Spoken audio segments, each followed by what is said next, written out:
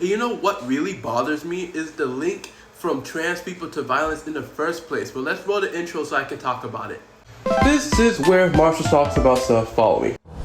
The Marshall Show! Okay, so you see these instances where they really want to make it known that the shooter might be trans, even though we know he's not already. But before they were saying that, right? I think the concept is that trans people are so psychotic in the brain. They're crazy. They have a mental illness that of course they're predisposed to go commit violence. But you wouldn't say that about other crazy people or other kind of crazy groups. You know who I consider crazy? Pedophiles. But I've never seen a story where they think maybe the person was a pedophile. No, it's always trans people. I haven't even seen a post where they say maybe the person already was predisposed to violence. Maybe the person has a history of violence. No, they don't say that. They say, oh, is the shooter trans? And let me ask you guys, what does gender dysphoria have to do with violence at all? How can you even come up with a link? Because there is none.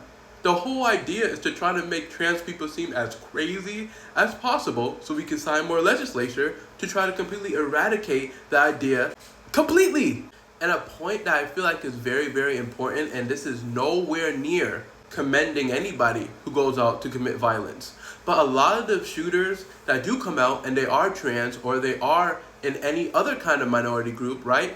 They always say that one of the reasons that led them to do these acts, which is not an excuse, is because they were bullied senseless to the point where they didn't feel like they're even a human in society. Who would have thunk that maybe getting shamed by your peers and your family and being treated like you're subhuman would maybe make you a little bitter in the world, right? Because the fact is, if everybody was welcoming to trans people, women, minorities, every single group that needs that kind of representation, then those people wouldn't be that bitter. Those people wouldn't be angry, wouldn't be passionate when it comes to this kind of world view.